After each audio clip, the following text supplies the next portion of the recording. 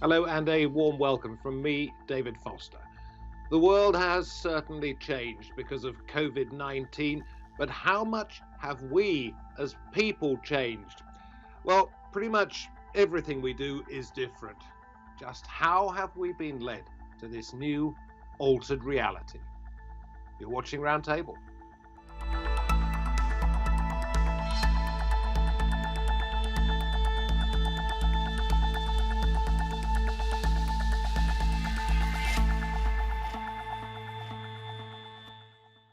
Ordered or encouraged, there is a limit to what we will do of our own accord.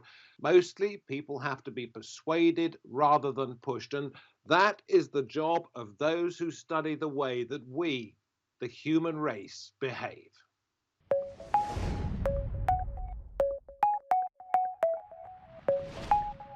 Countries across the world have been turning to behavioural science in the fight against coronavirus in the last 6 months. Changing people's behaviour has been crucial in trying to stop the spread.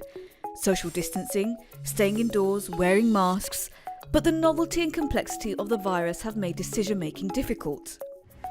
Lack of data and a shortage of information has often meant more reliance on assumptions than hard data. In March, more than 600 academics signed an open letter expressing concern about the UK government's use of behavioural science in response to the pandemic. According to the principles of behavioural science, people don't always act rationally. But if we can understand people's actions and how they act irrationally, then we can intervene to change behaviour. Such interventions are typically called nudges. These can be powerful tools for influencing how people behave, but with the added benefit of allowing them to make their own choices. So how much have we learned about our collective behaviour in response to this pandemic and the restrictions that could be in place for some time to come? Well, I'm very pleased to say that with us today we have Sweta Chakraborty. She's in New Jersey and is founder of Adapt to Thrive and is a risk and behavioural scientist. We have Professor Peter Ayton, psychologist who looks at how we make judgments and decisions under conditions of risk, uncertainty and ambiguity. And we say hello last of all to Professor Linda Bauld, Professor of Public Health at Edinburgh University. Great to have all three of you on the programme. The same question for each one of you. Doesn't matter what order, but I'll start with Sweta in New Jersey. What have you learned about the way people behave during this last 6 months? I think what we've learned as a behavioral science community has confirmed what we've always known. We've known that when no infectious disease is prevalent, that the world is complacent. The infectious disease community has known for decades that a disease like COVID-19 is not an if, but when type outbreak. And so the fact that this emerged and the general public was caught off guard, including the policymakers that represent them, that was of no shock to anyone from the science community. People have short recollections. If you think about SARS, if you think about MERS and the many infectious diseases that preceded COVID-19, what do you remember from those times? What do you remember in terms of behavioral change and societal change following those outbreaks? Unfortunately, human memory is short and there's complacency when there isn't an outbreak. So what we've learned is that if we don't take advantage of having the world's attention when an outbreak is occurring, like right now, then we're not going to be able to institute good, positive behavioral change that will get us ready and prepared for the next inevitable outbreak. Linda, I suppose that what Sweta's saying there is something we perhaps knew beforehand. And I'm wondering what new things we've learned in the last 6 months as well. Well, from a broader public health perspective, I think one of the things we've very powerfully and quickly learned is how easy it is or how adaptable humans are and how they will respond to really quite fundamental impositions and requests about their behavior from government. So effectively, governments around the world instructing their populations to behave in a particular way, restraining the abilities of businesses and restricting our movement, changing the way we interact. And not all sectors of society are complying or have complied, and not all countries and their populations can respond in particular ways. But traditionally in public health, particularly in liberal societies, there's a lot of resistance to government imposing restrictions on the market or companies, etc. But yet now, suddenly we've had this huge change, which of course will have damaging effects, but also potentially beneficial effects just in terms of how we behave in the future. I noticed one of the things you said in the notes you sent us, Linda, is that people have to have an incentive to change. Other than staying alive, a big incentive, what reasons have they got for following this advice? Is it a herd mentality or what? So if you look at, again, it's not unique around the world, but thinking about many countries' experiences, there have been a couple of key messages which have really resonated with people and influenced their behavior. The first one is that in terms of infectious disease, often, particularly for younger people, it's not about protecting themselves, but it's about protecting others. So trying to essentially call on people's desire for solidarity, that's been powerful messaging. And the second one is in many countries where the health service is highly valued, such as here in the UK, but we're not unique in that, the desire or the message governments have sent that we have to modify our behavior to protect and not overwhelm the health service. So those are two sort of incentive or motivational messages that are being communicated that I think have influenced behavior. Peter, I'll come to you now, but any one of you at any time say whatever you want. Do you think people have been more observant than you as a scientific group expected? Well, I think that's one of the big messages that I think Linda was hinting at, that in fact people were a lot more compliant than certainly government was thinking. And also, I think, you know, to some extent, the behavioral scientists were thinking as well. I mean, I've been looking just before the start of the program at some early articles that were coming out that were predicting all sorts of things about how people would behave that, you know, are pretty wrong. I mean, what we have is a lovely, well, lovely is not quite the right word, but it's a fantastic opportunity as a sort of natural experiment, but you have to manage it very carefully. I think we're going to be learning about the effects of the pandemic for many, many years. I imagine there's going to be quite a lot of PhDs that come out of this. It's not as if we've suddenly realized things immediately that we now understand like a bolt of lightning. I think it's going to take a little bit of thinking about to measure and to really see the wider effects. I mean, that's one of the things that interests me as well, is how people respond to forced change. Means without necessarily compliance being an intermediate issue there. And I suppose to some extent that is no laughing matter. You mentioned the articles that you read beforehand or that came out before all of this started. And one of the things I remember is a phrase called behavioural fatigue. Now that has basically gone away, hasn't it? Well, that was a much vaunted concept, which actually caused some controversy at the time it was floated, because not least because actually it seemed to be one of the linchpins of the UK government's pandemic management policy in the early days, which their premise was that we shouldn't introduce kind of lockdown measures too soon because people would weary of them. And then at the precise point when they were most critical, people would be less compliant. And I think, you know, that really, I mean, obviously there's lots of stories of violations of lockdown, but in the main, the compliance has been really quite something to behold. And, you know, really that fear that the managers had about the pandemic, I think has really sort of been slain. I mean, that should not have been a factor in the thinking. Okay, so that's something. Yes, please. Sorry, thank you. I would like to agree with that. I think initially the fatigue concept was pushed too far without having any solid evidence that that would be how humans would behave as time went along. But the biggest predictor of behavioral outcomes is perception of risk. As long as there is a high perceived risk around a certain risk that has emerged, in this case, COVID-19, we can predict how compliant people are going to be. So because there has been this high perceived risk over these several months, you would expect compliance, which is why the concept of fatigue really needed to be more aligned to the perception of risk.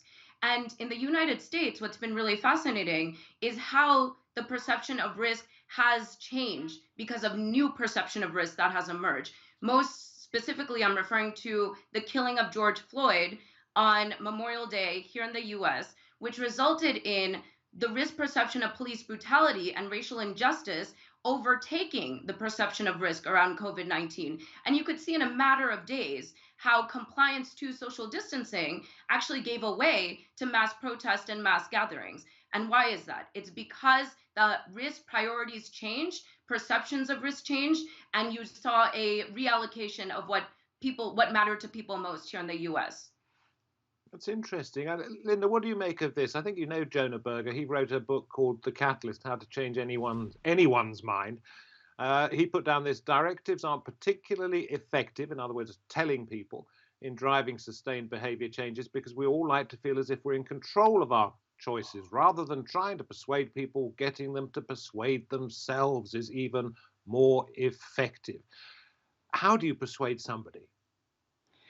Well, I think messaging is really important in terms of simple messaging. So absolutely, I mentioned before the concept of solidarity. Evoking solidarity is very effective.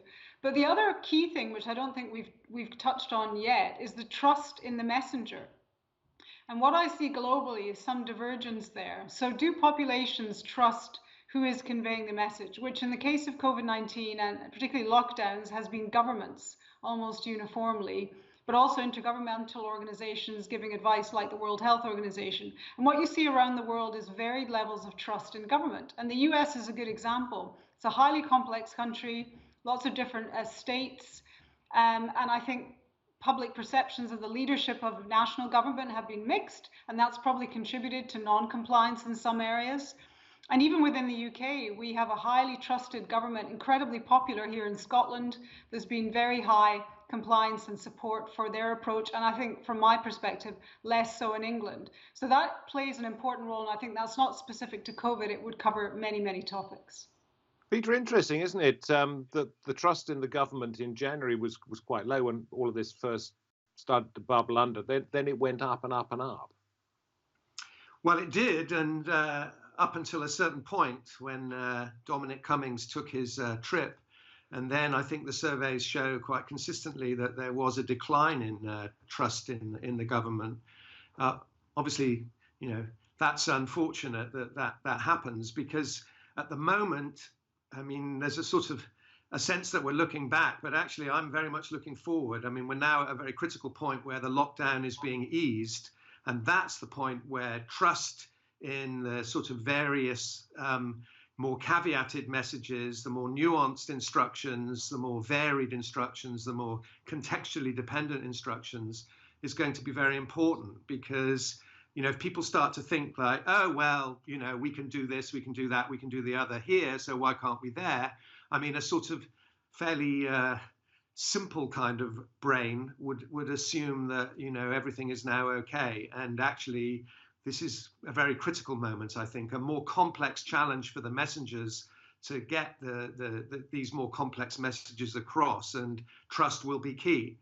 And I would say, by the way, on the point about the difference between different messengers, like in Scotland and in the federal case in the United States, there are, some heroes of messaging. I think like Andrew Cuomo in New York, the governor of New York State, has really had quite a political resurgence based on his openness and his willingness to communicate in a frank way. Yeah, I mean, it's done him a power of good politically. Okay, what do we make of this? It's called the Kubler-Ross curve. I just came across it. You guys will know a great deal about it because of the nature of your work. And the 6 stages that we go through in the way that we react to outside pressures such as this. They are first denial, then frustration. With that comes anger and fear, as does it with the next one, depression. And then you experiment and you sort of accept things, the same with the decision making. What am I going to do? And finally, integration, at which point you commit fully to this. Now, my question is, Sweta, you can take this one first of all. Is that a natural progression, or do we need nudges, the nudge theory that we've heard so much about at the beginning of all of this? Yeah, sure. So what we have is a crisis life cycle. And when in that life cycle do you actually message in such a way that it is interpreted and entrenched within the cognitive decision making of human beings, so that then their behavioral outcomes are more predictable and aligned to what we as an expert or science community intend for it to be.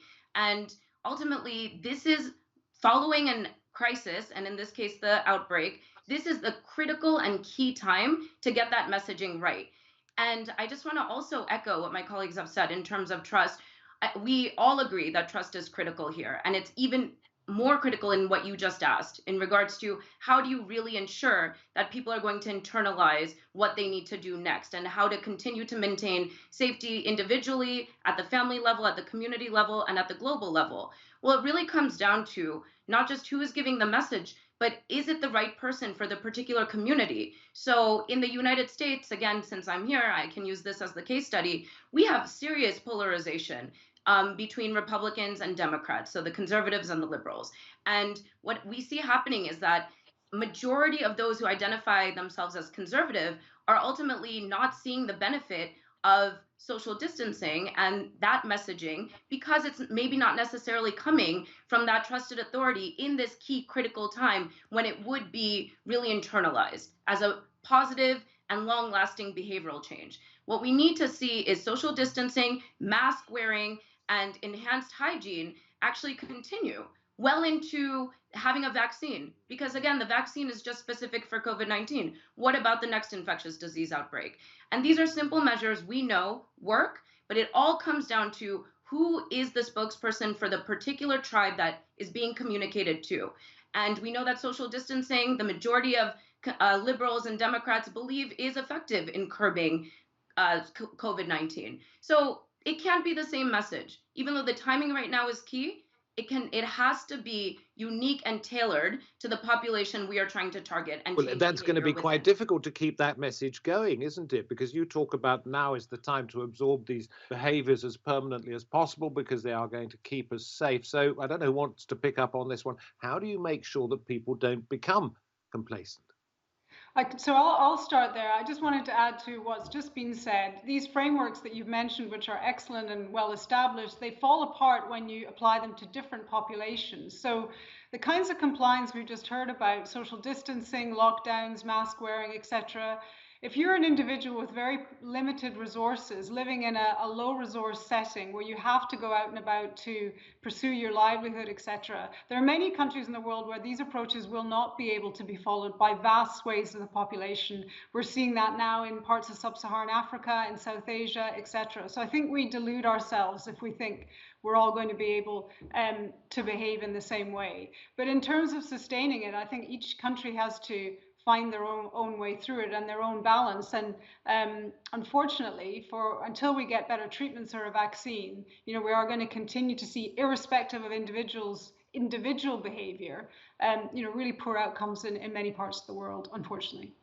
I know one of the things that Shutter's told our producers, and I'll put this one to you, Peter, is that people are inherently irrational. If that is the case, and you can both come in on this one, if that is the case, how do you get them to make rational decisions? Well, when you say people are inherently irrational, that there's a sort of a nuance to that claim which could be overlooked. I mean, people aren't crazy.